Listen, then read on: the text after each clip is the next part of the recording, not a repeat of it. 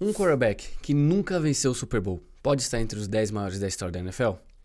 É sobre isso que a gente vai falar hoje. A gente aqui do Endzone Brasil está fazendo uma série de episódios falando sobre os 10 maiores quarterbacks da história, o que a gente nomeou de Clube das Lendas. Eu sou o Davi, ele é o Vini, e você vai estar acompanhando a gente nessa jornada de 10 episódios. E aí, Vini, como é que você tá, meu querido? Tudo bem, é um prazer estar participando aqui desse programa com você. Vamos listar então os maiores quarterbacks da história da NFL e contar um pouco a história deles. É isso aí. E um pouco antes da gente começar, vou pedir pra você mesmo que tá assistindo, que tá ouvindo, que você possa curtir, comentar e compartilhar com seus amigos e se inscrever no canal do Esportudo, para que você possa ficar por dentro de tudo que tá acontecendo no mundo dos esportes e que acompanhar também todos os nossos conteúdos. Então, Vini, para começar a falar um pouco do Damarino, a gente tem que lembrar um pouco como ele era como prospecto, né? Porque ele foi um prospecto muito talentoso, só que ninguém meio que previu o que ele iria se tornar. Então, fala um pouquinho da gente sobre essa jornada dele pra NFL, um pouquinho como foi o draft, que pra muitos foi o draft mais talentoso da história, né? Então, fala aí pra gente, resume um pouquinho como é que foi esse pré-NFL, na verdade, dele. Damarino ele é natural da cidade de Pittsburgh, na Pensilvânia, casa do Pittsburgh Steelers, maior campeão da história do Super Bowl. É isso. E, assim, já se criava essa mística que ele poderia jogar pelos Steelers. Ele acabou sendo recrutado pela Universidade de Pittsburgh. Então, jogou em casa, entre aspas, e teve ótimos anos entre 1979 e 1982, com destaque para a terceira temporada dele no college, quando ele teve 37 touchdowns e chamou a atenção do país inteiro. Porém, ele teve uma pequena queda de rendimento, mas não tanto por conta dele, mas porque o time de Pittsburgh perdeu muitos talentos no draft de 81. E aí, além disso, tinha uma história na época de um problema com drogas na Universidade de Pittsburgh. Isso acabou sendo um pouco complicado no processo pré-draft. E ele foi o último quarterback selecionado na primeira rodada, 27ª escolha. E isso acabou pegando meio mal com os Steelers, porque eles tiveram a chance de selecionar um quarterback, eles precisavam de um, não escolheram. E aí Damarino acabou indo pro Miami Dolphins, time pelo qual ele jogaria toda a sua carreira na NFL. E vale lembrar, né, que o Pittsburgh Steelers teve o Terry Bradshaw ali nos anos 70, que foi um quarterback que venceu 4 Super Bowls pelos Steelers, fez parte ali da dinastia histórica ali de Pittsburgh. Mas o Damarino, ele foi o jogador que foi para o Miami Dolphins, que era uma franquia relevante na NFL naquela época. Tinha vencido já 2 Super Bowls, tinha um dos melhores técnicos da liga. E ele já chegou na NFL dando aquele gás, né? E não tem como não falar de Damarino sem falar da temporada de 1984. Claro, ele teve um ano de calouro muito interessante também. Mas a temporada de 1984 é basicamente a primeira coisa que a gente pensa do Damarino, que é esse rapaz bonito que tá aqui, né? Exatamente. O Damarino chega na NFL em 1983, numa classe que teve Jim Kelly, John Elway e outros quarterbacks Hall da Fama. E ele chega num time que tinha estado no Super Bowl recentemente. Verdade. Os Dolphins estiveram no Super Bowl poucos anos antes dele ser draftado. Ele chega como reserva, mas ele assume a titularidade e logo no primeiro ano ele tem 20 passes por touchdown em 9 jogos. Isso é muito Isso absurdo. em 1983 era algo assustador. Só que o que a NFL não sabia é que o que viria em 1984 seria ainda mais absurdo. Em meados da década de 80, quando ter 3.500 jardas e 25 touchdowns era ter uma grande temporada na NFL, o Damarino teve 5.048 jardas e 48 passes por touchdown. Isso foi, assim, dilacerou qualquer recorde da posição de quarterback que existia na NFL, assombrou a liga e mais do que isso, ele teve sucesso coletivo.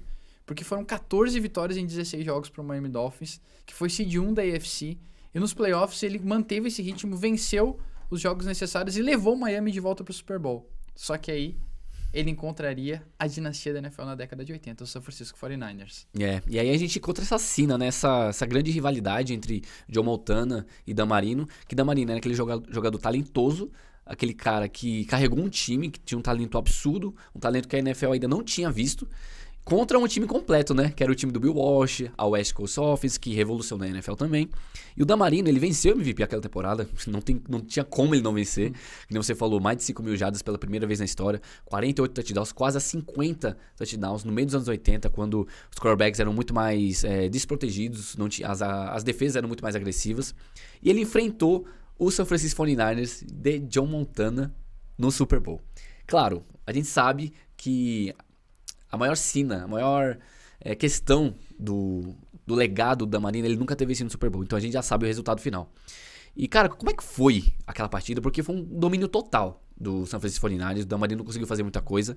E depois que você falar um pouquinho do jogo, eu quero lembrar de uma frase que ele falou depois da carreira dele, que tem aquela imagem dele saindo, e ele falou uma frase muito interessante, mas eu vou falar só depois de você comentar o jogo. Então, muito se fala sobre aquele jogo, sobre a derrota, enfim, só que não se comenta sobre os times. Miami tinha vencido 14 jogos porque o Dan Marino tinha sido simplesmente inacreditável durante a temporada. Mas São Francisco venceu 15 de 16 jogos naquela temporada. Talvez esse seja um dos melhores times da história do San Francisco 49ers. Sim. Era um time equilibrado, defesa, ataque, muito completo, sabia correr com a bola, sabia passar muito bem a bola com a West Coast Offense. Isso ficou nítido no jogo. O jogo deixou muito claro quem era o melhor time. Dan Marino teve mais de 300 jardas, completou mais de 65% dos seus passes, mas São Francisco também tinha isso. Joe Montana teve 3 touchdowns, teve mais de 300 jardas, foram mais de 130 jardas terrestres por jogo corrido de São Francisco. Então, assim, foi um domínio completo. O placar reflete exatamente o que foi a partida.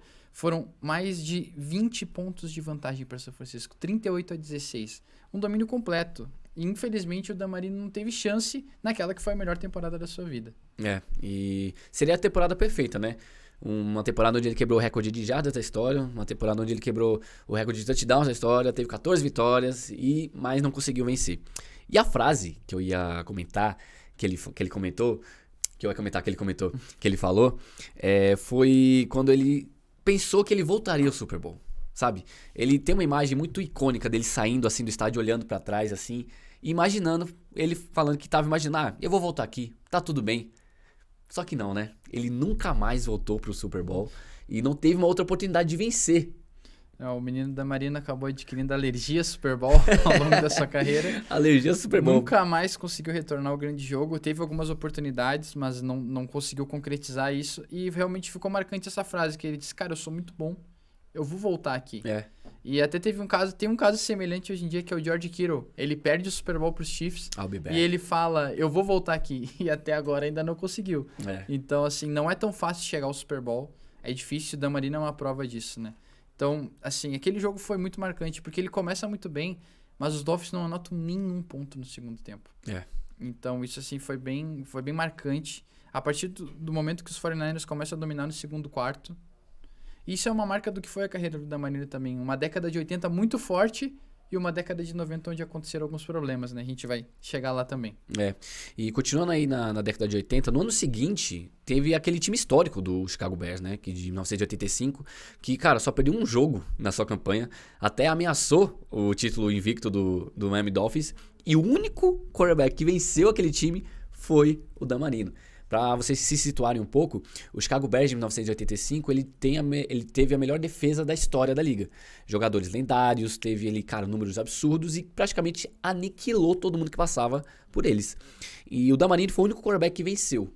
Então, foi na semana 13, né, de 1985, no Monday Night Football. Então, o time dos Dolphins de 1972 é o único que foi campeão da NFL invicto. Eles venceram todos os jogos da temporada. E Chicago estava no caminho para repetir esse feito. Já tinham se passado 12 jogos e os Bears tinham 12 vitórias implacáveis. Tava ameaçado. Até que numa segunda-feira à noite eles precisaram jogar contra Dan Marino. E ali ficou nítido o impacto que um quarterback talentoso no jogo aéreo pode ter na NFL. Ele acabou com o pass rush do Chicago Bears com passes muito rápidos antes que os defensores pudessem chegar até ele. Isso destruiu o esquema de defesa do Buddy Ryan nos Bears. Sim. Os Dolphins venceram o jogo, acabaram com a invencibilidade de Chicago, mantiveram o recorde histórico da franquia e ficou aquele gostinho assim de os Bears não são invencíveis. E foi se desenrolando a temporada, chegaram às finais de conferência, de um lado estavam os Bears e do outro lado estavam os Dolphins. Os Bears venceram o título da Conferência Nacional, avançaram para o Super Bowl e os Dolphins infelizmente foram derrotados pelo New England Patriots, que avançou o Super Bowl. Infelizmente nada, você torce pros Patriots, que eu sei. Mas eu não quero lembrar do Super Bowl 20. Foi um amasso absurdo do Chicago Bears. E todo mundo ficou se perguntando o que teria acontecido se Dan Marino tivesse chegado ao Super Bowl para jogar contra o Chicago, né? Infelizmente não aconteceu. E talvez essa tenha sido a última grande chance do Dan Marino de chegar ao Super Bowl logo no seu 3º ano de carreira. Porque depois viriam alguns anos complicados pro time de Miami. E você citou, puxando o gancho, algo do que você falou, que ele liberava a bola, ele passava a bola muito rápido antes dos defensores chegarem nele. E isso eu acho que era uma qualidade dele, né? Tanto que ele tem um dos recordes mais absurdos que a gente já viu de um jogador. Ele tem 759 snaps consecutivos sem sofrer um sack. Isso é muito absurdo. Eu não tenho noção que se vocês entendem É o isso. recorde mais inquebrável da história da NFL. Com certeza. Ainda mais naquela época, que as defesas eram muito mais agressivas. E esse recorde durou de 25 de setembro de 88 até 29 de outubro de 1989. 19 jogos. Isso é uma temporada regular inteira, mas uma ida ao Super Bowl. Isso é muito absurdo. Então, o Damarino, ele tinha essa qualidade, ele tinha esse release muito rápido, que até hoje acho que é imbatível. Talvez o Aaron Rodgers tenha um release parecido com dele. Aaron Rodgers, Tom Brady. no máximo. Mas o Damarino, ele conseguiu fazer isso numa época onde as defesas eram muito mais físicas do que hoje.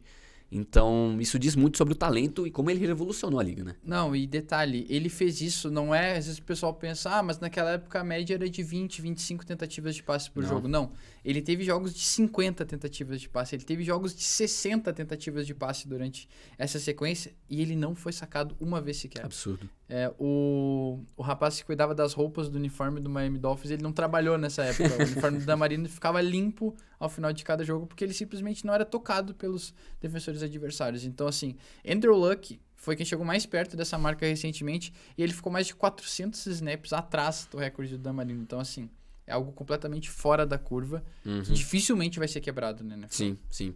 E já partindo porque a gente já falou desse recorde, já falou da temporada de 84, ele ter vencido os Bears, e agora a gente entra numa fase não tão legal da carreira do Damarino, né? Que são os anos 90. Ele teve uma segunda metade ali de carreira um pouco melancólica, mas ainda teve alguns momentos interessantes, principalmente o Wild Card de 1994, onde ele reencontraria quem? A vingança de Dandan. A vingança de Dandan. Joe Montana, só que agora ele tava no Kansas City Chiefs, né? Ele tinha já vencido 4 Super Bowls, o Steve Young já tinha substituído ele já era MVP, e agora ele tava no San Francisco 49ers, no Kansas City Chiefs, enfrentando novamente Damarino. Cara, como é que foi aquele jogo? Porque era um reencontro de 10 anos depois, e um momento tão icônico na carreira de ambos, né? Porque foram carreiras completamente diferentes. Exatamente 10 anos depois do fatídico Super Bowl 19, o Joe Montana estava fazendo aquilo que todo mundo sabia que era a última temporada da carreira dele, em Kansas City. Tinha tirado o time dos Chiefs do ostracismo, 20 anos sem chegar perto do Super Bowl. Tinha levado o time à final de conferência no ano anterior. E aí, em 94, era a última dança de Joe Montana. E quis o destino que ele encontrasse o Damarino logo no Wild Card Round. E o Damarino não deu qualquer chance para os Chiefs. Claro que não. Sim, ele reviveu talvez os seus melhores dias. O Joe Montana não jogou mal aquele jogo. Jogou bem. Ele teve uma boa passagem pelos Chiefs, Teve uma boa passagem e teve um bom jogo final, mostrando que ele ainda poderia ter gasolina no tanque, né? Mas enfim, decidiu se aposentar e acabou derrotado pelo time dos Dolphins. Então, o Damarino foi responsável por colocar um ponto final na carreira do Joe Montana. Isso com certeza teve um sabor especial para ele. E naquele ano ele chegaria à final de conferência com os Dolphins, onde ele acabaria derrotado, naquela que foi sua última chance de chegar ao Super Bowl realmente, porque tinha um outro probleminha na AFC naquela época, não é? É. Durante o início dos anos 90, existiu o Buffalo Bills de Jim Kelly e Truman Thomas, que chegou 4 vezes consecutivas ao Super Bowl. Tudo bem, eles não ganharam nenhuma. Mas eles impediram, né? Eles impediram todos os outros times da AFC de chegar ao Super Bowl naqueles 4 anos. E isso atrapalhou muito os Dolphins, porque eles eram da mesma divisão que o Miami Dolphins. E vale ressaltar que ninguém chegou a 4 Super Bowls seguidos até hoje, tá? Vale ressaltar isso. Único. Não ganhou nenhuma, chegou a 4. Não ganhou nenhuma, chegou a 4.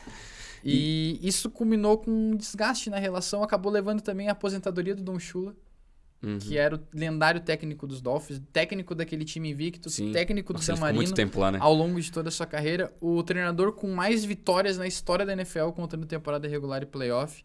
Então, assim, foi um baque, e após a saída do Don Shula, o Miami Dolphins não conseguiu entregar mais times competitivos ao Damarino. E esses foram alguns dos motivos, né, do Damarino ter mais sucesso nos anos 90 ali com o Miami Dolphins. Aposentadoria do Don Shula, falta de jogo terrestre, que naquela época era o carro-chefe dos times da NFL, e a dinastia dos Bills, né, ali na conferência. E esse fim de carreira, ele é um pouco melancólico pro Damarino, não só por esses motivos que a gente citou, mas porque a gente sabia do talento dele. Todos sabiam que ele provavelmente era o quarterback mais talentoso até ali, né? Alguns podem comentar do Aaron Rodgers, do Mahomes, mas até ali era unanimidade que era o Damarino. Ele não conseguiu ter mais um pouco de relevância coletiva, né, na NFL.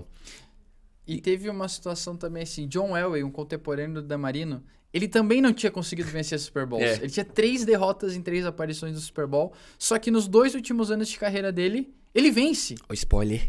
2 títulos consecutivos. Ele vai aparecer aqui em algum momento. Mas isso acabou dando uma esperança pro Dan Marino. Não, cara, ainda dá. Se ele conseguiu, eu consigo. Ainda dá. Se o cara que era o maior perdedor da nossa geração ainda conseguiu, eu consigo. E ele insiste jogando mais alguns anos.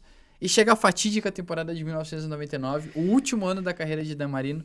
Ele leva Miami pros playoffs.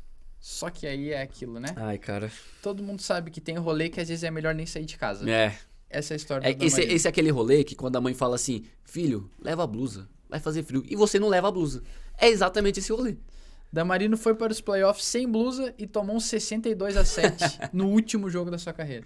É a maior lavada da história da pós-temporada da NFL. O Dan Marino sequer terminou o jogo em campo porque Não não precisava, tinha né? mais motivo para ele passar por aquela humilhação.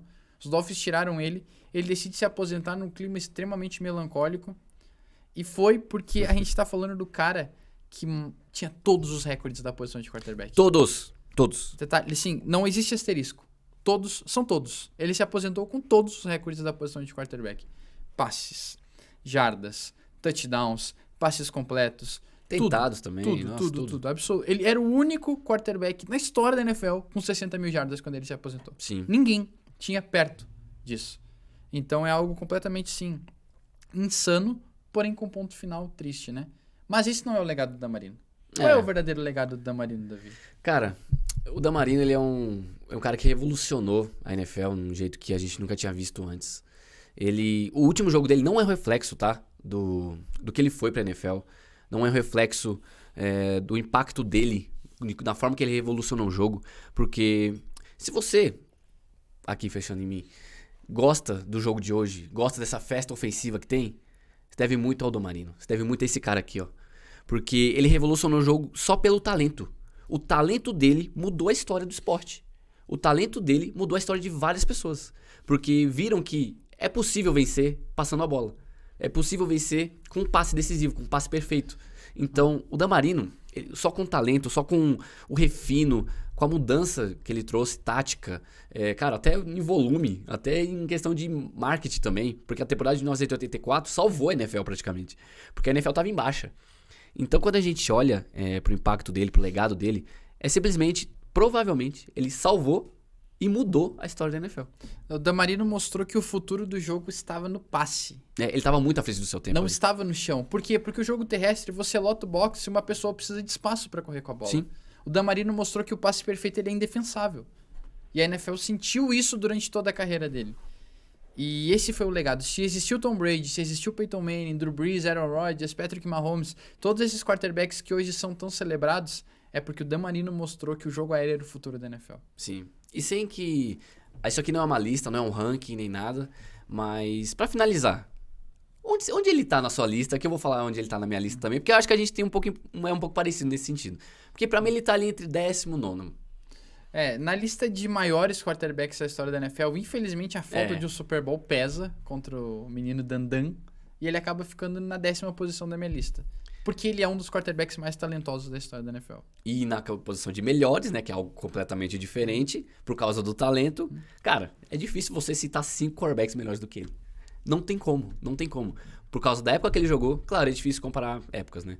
Mas por causa da época que ele jogou, dos números que ele colocou e do impacto que ele teve. Eu gosto de comparar sempre, se o pessoal falar, o Pelé fazia em 1960, 70 o que os caras fazem hoje. O Dan Marino fazia na década de 80 o que o Aaron Rodgers faz hoje. É isso. Isso é inacreditável. Isso é inacreditável porque ele meio que nem eu falei, ele tava à frente do seu tempo, né? Então foi uma premissa do que a gente tava pra ver na NFL. Então acho que é isso, né? O Dan Marino, ele tá sempre na história da NFL. E pra finalizar, Vini, já se despede do pessoal, porque tem mais episódios vindo. Pessoal, fica ligado. Vamos ter mais episódios falando de outras lendas da NFL. Acompanhe esse projeto aqui conosco. Davi, muito obrigado pela parceria. Tamo junto. E é isso. E você que tá aí assistindo, você mesmo, não fuja, tô vendo você aí, que você possa comentar, curtir, compartilhar e se inscrever no canal do Esportudo. Porque isso aqui é uma série que, né, a gente tá falando de 10 episódios, onde a gente chamou de Clube das Lendas, onde a gente separou os 10 maiores quarterbacks da NFL. Claro, a gente tem as nossas opiniões pessoais, mas isso aqui é sem ranqueamento, sem um acima do outro. A gente só colocou um clube onde cada um merece. Então, muito obrigado por você ter assistido até aqui. Não se esqueça de se inscrever e tamo junto.